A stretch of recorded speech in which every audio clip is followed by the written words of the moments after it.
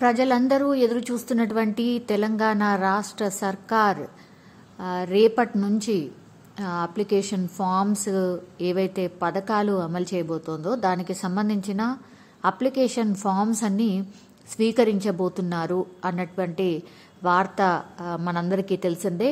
అయితే ఆ ఫామ్ ఎట్లా ఉంటుంది, మనం ఏమేం ఫిల్ చేయాలి, మరి మన దగ్గర ఎట్లాంటి డాక్యుమెంట్స్ ఉండాలి, ఇవన్నీ కూడా సాధారణ ప్రజలకు చాలా మందికి డౌట్స్.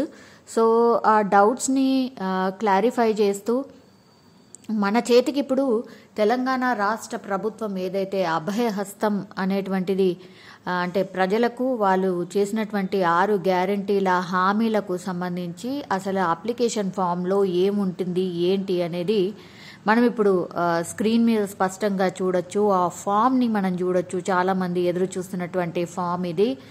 సో ఇందులో పూర్తి వివరాలు ఏమున్నాయి అనంటే, ప్రజాపాలన తెలంగాణ రాష్ట్ర ప్రభుత్వం అభయహస్తం ప్రజాపాలన ఏ తేదీ 28 నుంచి 6వ తేదీ జనవరి 6వ తేదీ వరకు ఇదంతా పూర్తిగా కూడా అమలు కాబోతోంది. అంటే ప్రజాపాలనలో పూర్తిగా ఈ ఫామ్స్ కానీ ప్రజలకు ఉన్నటువంటి డౌట్స్ కానీ ఇవన్నీ కూడా క్లారిఫై చేయబోతున్నారు. అయితే ప్రజాపాలన దరఖాస్తు ఏ విధంగా ఉంటుంది, ఏ ఏ పథకాల కోసం ఈ ఫామ్ని నింపాలి అన్నటువంటి వివరాలు ఉన్నాయి. ఎందుకంటే ప్రజాపాలన దరఖాస్తులో మహాలక్ష్మి పథకం, రైతు భరోసా, గృహజ్యోతి, ఇందిరమ్మ ఇండ్లు, చేయూత పథకాల కొరకు. సో ఇవన్నీ కూడా ఈ ఒక్క దరఖాస్తులోనే పూర్తిగా మనకు మహాలక్ష్మి, రైతు భరోసా, గృహజ్యోతి, ఇందిరమ్మ ఇండ్లు అండ్ చేయూత పథకం అమలు చేయబోతున్నారు ఈ ఒక్క దరఖాస్తు వల్లనే. అయితే పూర్తిగా ఈ దరఖాస్తులో మనము కరెక్ట్గా అన్నీ కూడా నమోదు చేయాల్సి ఉంటుంది. అంటే కుటుంబ వివరాలు కావచ్చు, ఆ ఫామ్లో ఏమేమి ఉన్నాయో అవన్నీ కూడా మనం కరెక్ట్గా ఫిల్ చేయాల్సి ఉంటుంది. అయితే ఆ వివరాలు ఒకసారి చూద్దాం. కుటుంబ వివరాలు ఏమడుగుతున్నారంటే, దరఖాస్తుదారుల వివరాలు, ముందుగా దరఖాస్తు సంఖ్య, తర్వాత దరఖాస్తుదారుడు ఫోటో ఉంది మనం చూడొచ్చు. ఆ తర్వాత దరఖాస్తుదారి పేరు, అంటే ఇంటి యజమాని పేరు, ఎవరుంటారు ఇంటి యజమాని, అంటే పెళ్ళైన వాళ్ళైతే ఖచ్చితంగా మరి వాళ్ళ హస్బెండ్ పేరు రాయబోతున్నారా లేకపోతే ఆ ఇంటి ఇల్లాలు పేరు రాయబోతున్నారా, అది ఆప్షన్. సో దానికి తగ్గట్టుగా డిసైడ్ చేసుకొని రాయాల్సి ఉంటుంది. తర్వాత నెక్స్ట్ కాలంలో అడుగుతోంది ఎవరు అప్లికేషన్ ఇంటి యజమాని ఎవరు, అంటే స్త్రీ అయితే స్త్రీ, పురుషుడైతే పురుషుడు, ఇతరులైతే ఇతరులు టిక్ చేయాల్సి ఉంటుంది. దెన్ వీళ్ళు ఏ కులానికి సంబంధించిన వాళ్ళు అనేది కూడా ఇంత క్రైటీరియా ఉంది. ఎస్సీయా, ఎస్టీయా, బీసీయా, మైనార్టీయా లేక ఇతరుల, అందులో ఒకటి టిక్ చేయాల్సి ఉంటుంది. దెన్ పుట్టిన తేదీ అడుగుతున్నారు.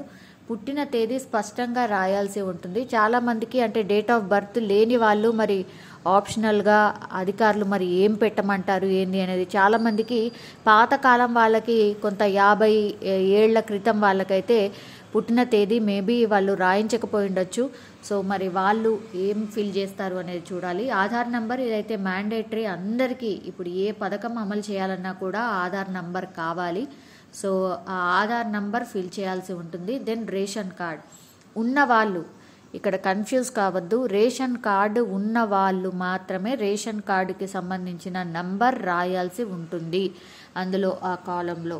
దెన్ మొబైల్ నంబర్, ఇది ఖచ్చితంగా రాయాలి. ఎవరిదో ఒక్కరిది మొబైల్ నంబర్, ఎవరైతే ఎక్కువగా చూస్తూ ఉంటారో ఆపరేట్ చేస్తూ ఉంటారో ఆ ఫ్యామిలీలో వాళ్ళ మొబైల్ నంబరే రాయండి. ఎందుకంటే ఈ పథకాలకు సంబంధించిన ఇన్ఫర్మేషన్ ఏదైనా సరే మీకు ఫ్యూచర్లో, అంటే ఈ పథకాలు అమలైన కొద్దిగా మీకు పూర్తిగా ఆ వివరాలకు సంబంధించిన మెసేజ్ ఆ మొబైల్కే వస్తుంది. కాబట్టి ఏ మొబైల్ నెంబర్ అయితే యాక్టివ్గా ఉంటుందో, ఎవరైతే పర్సన్ ఆ ఫ్యామిలీలో ఎప్పుడెప్పుడు చెక్ చేస్తారో వాళ్ళ నెంబరే రాయండి.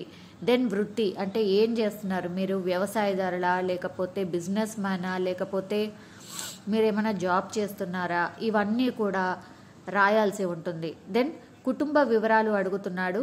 అదేంటంటే ఎంతమంది ఉంటే అంతమంది, ఎన్ని కాలమ్స్ ఉన్నాయి, 1 2 3 4 5 6 7, 7గురిని ఫిల్ చేసే అంత పెద్ద కాలంని ఇక్కడ ఉంది. అంటే దాంట్లో సీరియల్ నంబర్ 7 వరకు 7 పేర్లు రాయొచ్చు అనమాట. పేరు రాయాలి. దరఖాస్తుదారునితో ఉన్న సంబంధం అంటే పైన ఇంటి యజమాని పేరు రాసాం కాబట్టి ఆ ఇంటి యజమానితో ఈ దరఖాస్తు మిగతా వాళ్ళతో ఉన్నటువంటి సంబంధం రాయాల్సి ఉంటుంది అందులో. దెన్ లింగం అంటే స్త్రీ అయితే స్త్రీ, పురుషుడైతే పురుషుడు. దెన్ పుట్టిన తేదీ ఖచ్చితంగా రాయాల్సిందే. పుట్టిన తేదీ వివరాలు అందులో మెన్షన్ చేయాలి. Then Aadhaar card number.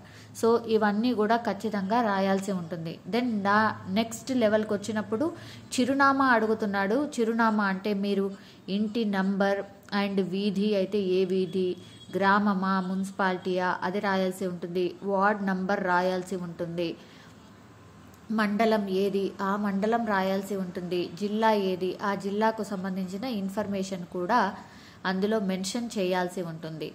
అభయహస్తం గ్యారంటీ పథకాలు లబ్ధి పొందడానికి వివరాలు, కావలసిన పథకాల లబ్ధి కొరకు టిక్ చేయండి అంటే రైట్ మార్క్ పెట్టండి అనేది కూడా నెక్స్ట్ లెవెల్లో మనం చూడొచ్చు. అదేంటంటే మహాలక్ష్మి పథకంలో మీకు మహాలక్ష్మి పథకం వర్తింపజేసుడైతే మీకు వర్తిస్తుంది అనుకుంటే ప్రతి నెల 2500 ఆర్థిక సహాయం మీకు కావాలా వద్దా అంటే టిక్ పెడితే కావాలి అని దాని అర్థం, లేదు అంటే లేదు అని దాని అర్థం. దాని తర్వాత నెక్స్ట్ లెవెల్లో మహాలక్ష్మి పథకంలోనే 2 పథకాలు ఉన్నాయి. ఒకటేమో 2500 ఆర్థిక సహాయం, తర్వాత రెండో దాంట్లోనేమో 500కు గ్యాస్ సిలిండర్.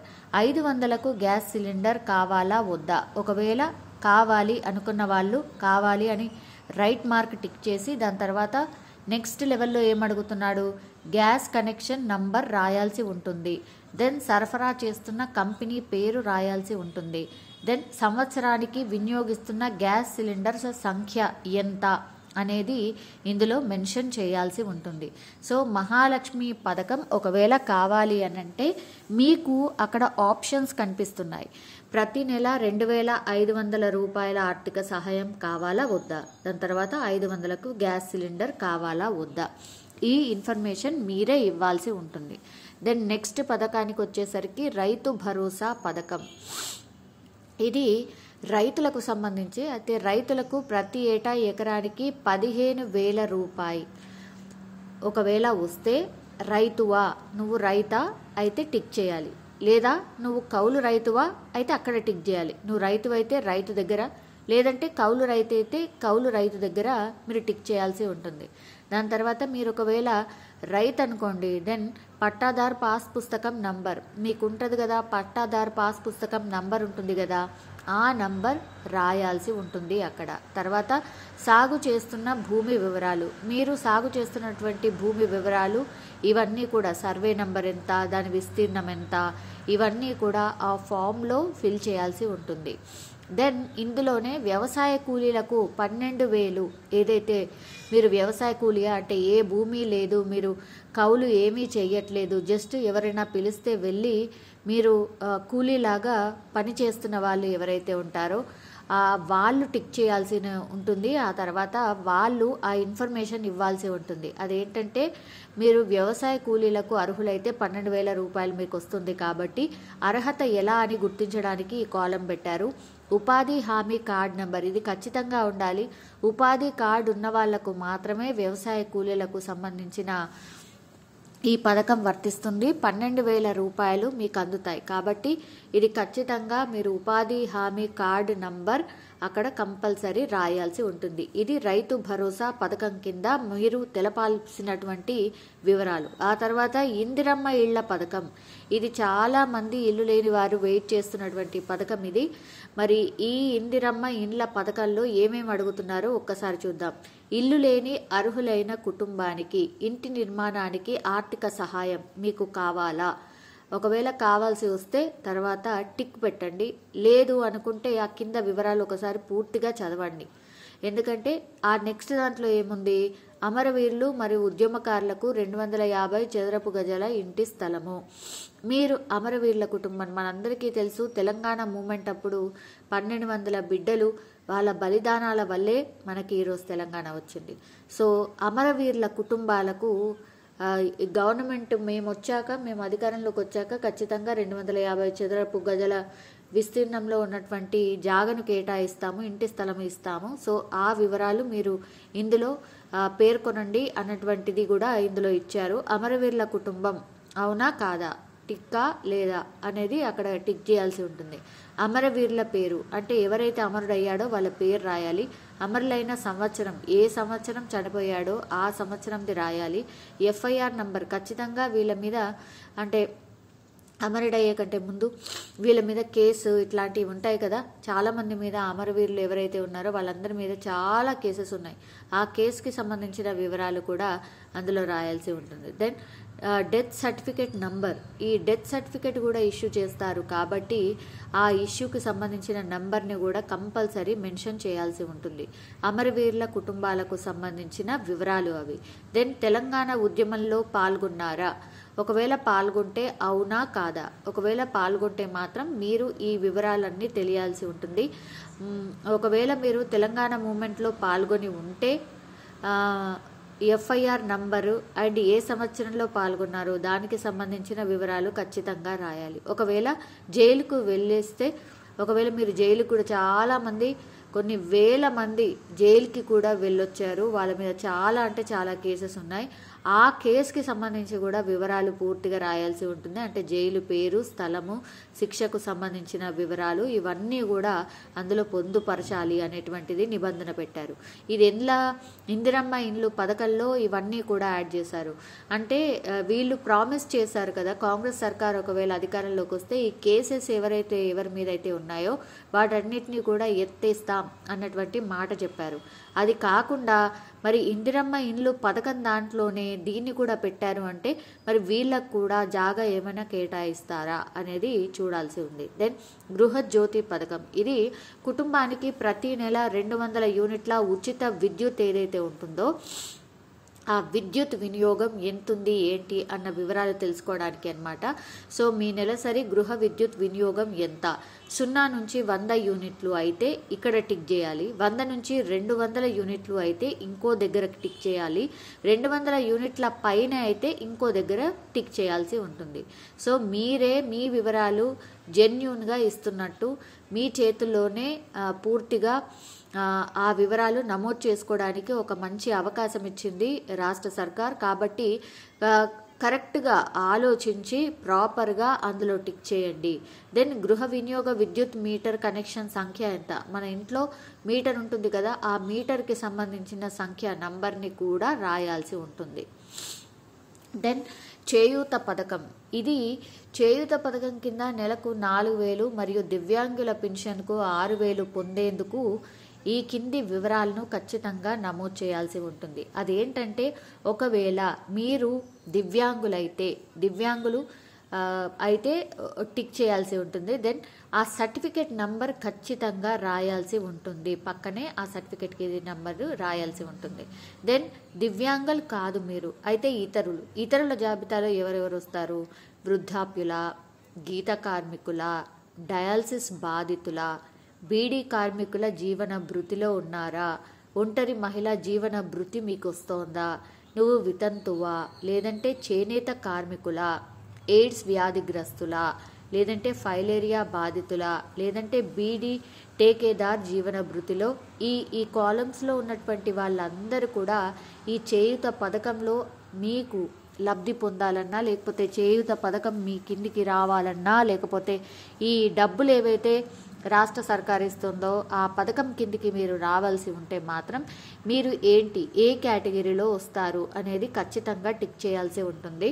సో ఇవన్నీ కూడా మీకు అప్లికేషన్ ద్వారా అన్ని గవర్నమెంట్ మీ దగ్గరికి వచ్చి సేకరించబోతోంది. కంప్లీట్లీ గ్రామాల్లో గ్రామ సభలు పెట్టబోతోంది. ఇక్కడ బస్తీకి సంబంధించిన అంటే సిటీల్లో బస్తీకి సంబంధించిన సభలు పెట్టబోతోంది. అది 28 నుంచి ఈ నెల 28 నుంచి వచ్చే నెల 6వ తేదీ వరకు అందరూ అధికారులు కావచ్చు, పూర్తిగా పాలనా యంత్రాంగం పూర్తిగా గ్రామాలలో అండ్ బస్తీలలో ఉండి ఈ వివరాలన్నీ కూడా సేకరించబోతోంది. వాటికి సంబంధించిన ఫామ్ ఇది. అయితే మీరు ఏమేం పెట్టాలి, ఈ ఫామ్తో సహా మీరు జతపరచాల్సిన పత్రాలు ఏవైతే ఉంటాయో అంటే జిరాక్స్ కాపీ ఏదైతే ఉంటుందో అది ఆధార్ కార్డు జిరాక్స్, దెన్ తెల్ల రేషన్ కార్డు జిరాక్స్ ఖచ్చితంగా మీరు దీంతో పాటు పెట్టాల్సి ఉంటుంది. ఆ లాస్ట్లో మీరు పూర్తిగా మీరు ఒప్పుకుంటున్నారు అంటే పైన నేనైతే ఏవైతే వివరాలు చెప్పానో అవి వాస్తవమే అని ధృవీకరించాల్సి ఉంటుంది. దానికి సంబంధించి పూర్తిగా మీరు అంతా సైన్ పెట్టాక మీరు అన్ని ఏ ఏ పథకాల్లో ఏమేమి ఉన్నాయి ఏంటి అని చూసుకొని పూర్తిగా నింపేసి అన్నీ చేశాక దాని తర్వాత సంతకం, వేలిముద్ర, పేరు, తేదీ, ఏ రోజైతే ఫామ్ నింపారో ఆ రోజుది డేట్ అనమాట. దాని తర్వాత సంతకం పెట్టాలి, లేదంటే వేలిముద్రన్న వేయొచ్చు.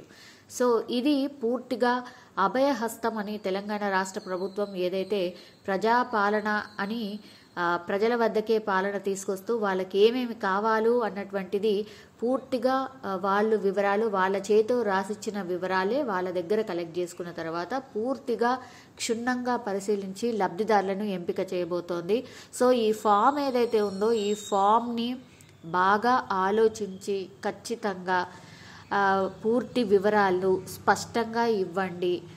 అక్కడ కన్ఫ్యూజన్ ఏం లేదు, చాలా క్లియర్గా ఏమేమి ఉంటాయి ఏంటి అనేది కూడా కంప్లీట్గా మనకు అర్థమయ్యే దాంట్లోనే ఉన్నాయి. కాబట్టి ఎలాంటి భయం లేకుండా ఆర్ ఎలాంటి అబద్ధాలు రాయకుండా ఖచ్చితంగా ఏమేమైతే మీ దగ్గర ఉన్నాయో మీకు ఏమి లబ్ధి పొందాలనుకుంటున్నారో అవన్నీ ఆలోచించి అందులో రాయండి. తర్వాత ఇదంతా కూడా ఫామ్ టూ ఫామ్స్ లాగా ఉంది. ఎందుకంటే ఒకటి వాళ్ళతో పాటు ఉంచుకునేటటువంటిది, ఆ తర్వాత కింద ఏదైతే ఉందో ప్రజాపాలన దరఖాస్తు రసీదు అంటే ఆ ఫామ్ ఇచ్చారు కాబట్టి ఆ రసీదులో మీకు సంబంధించి అధికారులు ఆ ఇన్ఫర్మేషన్ పూర్తిగా రాస్తారు. ఆ దరఖాస్తుకు సంబంధించిన నంబర్ మీ దగ్గర ఉంటుంది. సో ఈ దరఖాస్తుకి ఇది ఈ పథకం కింద మీకు లబ్ధి పొందారు అన్నటువంటి ఇన్ఫర్మేషన్ రావాలి అని అంటే ఒక రసీదు మీ దగ్గర ఉండాలి. మీరు నింపినటువంటి పూర్తిగా మనం చూడొచ్చు ప్రజాపాలన దరఖాస్తు రసీదు, ఇది ఎక్కడ అనేది వార్డ్ కోడ్ నంబరు అధికారులు రాస్తారు, ఎక్కడ ఏ వార్డ్ అనేది, దరఖాస్తు సంఖ్య మీకు ఒక సంఖ్య కేటాయించడం జరుగుతుంది, ఆ సంఖ్య ఇక్కడ ఉంటుంది. ఆ తర్వాత ఎవరి పేరు మీద అంటే శ్రీమతి అయితే శ్రీమతి, ఆ తర్వాత తండ్రి ఆ భర్త ఆ పేరు రాసింది ఉంటుంది. దాని తర్వాత మహాలక్ష్మి పథకం, గృహజ్యోతి పథకం, రైతు భరోసా పథకం, చేయూత పథకం, ఇందిరమ్మ ఇల్లు పథకం కొరకు సమర్పించినటువంటి దరఖాస్తు. కాబట్టి మీరు ఏ పథకాలకు దరఖాస్తు చేసుకున్నారు అంటే పైన మీరు ఏవైతే నింపారో దాంట్లో ఏ పథకాలకు మీరు లబ్ధి పొందాలనుకుంటున్నారో వాటిని కూడా ఇక్కడ టిక్ చేసి మీకు అందిస్తారనమాట. దాని తర్వాత గ్రామం అయితే గ్రామం, మున్సిపాలిటీ అయితే మున్సిపాలిటీ, దానికి సంబంధించిన వివరాలు ఇవి. అండ్ అధికారి సంతకం చేస్తాడు, ఆయన హోదా ఏంటో రాస్తాడు, తర్వాత ఆయన కూడా ముద్ర వేస్తాడు. సో ఆ అధికారే పూర్తిగా మీ ఇన్ఫర్మేషన్ తీసుకొని రాసి ఇస్తున్నాడు కాబట్టి ఆ అధికారి పేరుతో సహా పూర్తి ఇన్ఫర్మేషన్ కూడా గవర్నమెంట్ దగ్గరికి చేరుతుంది. సో ఆ అధికారి కూడా ఏం చేయడానికి ఉండదు, మీ కళ్ళ ముందటే అన్ని రాసిస్తాడు కాబట్టి ఖచ్చితంగా ఆ వివరాలు మీ కళ్ళ ముందనే రాస్తాడు, మీ ముంగట్నే రాస్తాడు కాబట్టి ఆ రసీదు కూడా మీ ముంగట్నే సంతకం చేసి మీకే ఇస్తాడు. ఆ రసీదును మాత్రం జాగ్రత్తగా పెట్టుకోండి, ఎందుకంటే మీకు ఒకవేళ ఏదన్నా అటు ఇటుగా అయినా సరే ఆ అధికారి పేరుతో సహా ఆయన వివరాలన్నీ ఉంటాయి కాబట్టి మీరు ఫిర్యాదు చేయడానికి చాలా ఈజీగా ఉంటుంది. ఈ రసీదు మాత్రం చాలా జాగ్రత్తగా పెట్టుకోండి. సో మీరు ఏవైతే ఈ ఫామ్లో ఇన్ఫర్మేషన్ నింపుతారో ఆ ఇన్ఫర్మేషన్ అంతా కూడా అటు గవర్నమెంట్ దగ్గర ఉంటుంది, తర్వాత మీ దగ్గర కూడా ఉంటుంది. అప్పుడు అటు ఇటుగా మీకు ఒకవేళ ఈ ఫామ్ మిస్ అయినా లేకపోతే ఇంకోటి ఏదైనా జరిగినా సరే అప్పుడు ఈ రసీదుని తీసుకెళ్ళి మీరు ఆ అధికారికి చూపించినప్పుడు అప్పుడు అగైన్ మీకు ఏదైతే లబ్ధి చేకూరాలనుకున్నారో లేకపోతే లబ్ధి పొందాలనుకున్నారో అవన్నీ కూడా మరొకసారి మీ దగ్గర తీసుకునే అవకాశం ఉంటుంది. కానీ ఈ ఫామ్లో మాత్రం పూర్తిగా చాలా అంటే చాలా సరళ భాషలో మనకు అర్థమయ్యే భాషలో మీకు ఏమి కావాలి ఏమి వద్దు అన్నటువంటిది కంప్లీట్లీ మీరు టిక్ చేసి అధికారులకు ఇస్తున్నటువంటి ఇన్ఫర్మేషన్. కాబట్టి ఇప్పుడు 5, 6 పథకాలు ఉన్నాయి. నాకు అనిపించింది ఏంటి అని అంటే మీకు ఇందులో 5, 6 పథకాలలో అన్నిటికీ మీకు ఏది అత్యవసరమో, మీకు కావాల్సింది ఇదే అని అనుకున్న పథకాలకు మాత్రమే మీరు పెట్టండి. లేదంటే ఈ 5-6 పథకాలు ఏవైతే తెల్ల రేషన్ కార్డు ప్రామాణికంగానే ఇస్తారు అని అనుకుంటున్నారు, మేబీ చేస్తారు అన్న ఒకటి అంటే ఒక టాక్ అయితే నడుస్తోంది. కానీ అందరికీ ఒకవేళ తెల్ల రేషన్ కార్డు ఉన్న వాళ్ళందరికీ 5కు 5, 6కు 6 పథకాలు ఎలా అమలు చేస్తారు? కాబట్టి అమలు సాధ్యము కాదు ఏమో అని నాకు అనిపిస్తోంది. అందుకనే మీకిందులో ఏదైతే అవసరమో 1, 2 వాటికి మాత్రమే మీరు మాకు ఇవి కావాలి అని చెప్తే బాగుంటుందేమో అని నాకైతే అనిపించింది. ఎందుకంటే ఇదంతా పూర్తి కూడా మీకు ఏ పథకాలు కావాలి ఏంటి అనేది అడుగుతున్నారు. కానీ మీరు డిసైడ్ చేసుకొని మీకు ఇది కావాలి అన్న వాటికి మాత్రమే బెస్ట్ ఆఫ్ 2 అంటే 2 పథకాలు నాకు అమలైతే చాలు అనుకుని టిక్ చేస్తే బాగుంటుందేమో అని నా అభిప్రాయం. ఎందుకంటే ఈ 5-6 పథకాలు అన్నీ కూడా ఒకే కుటుంబానికి లబ్ధి చేకూర్చే అంత ఉండదేమో అని నాకు అనిపిస్తోంది.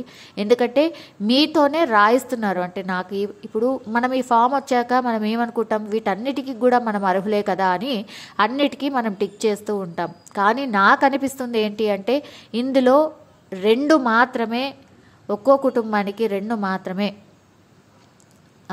అమలు చేస్తారేమో నాకు అనిపిస్తోంది. సో దానికి తగ్గట్టుగానే ఆలోచించి మీరు పెడితే బాగుంటుందేమో అని నా అభిప్రాయం.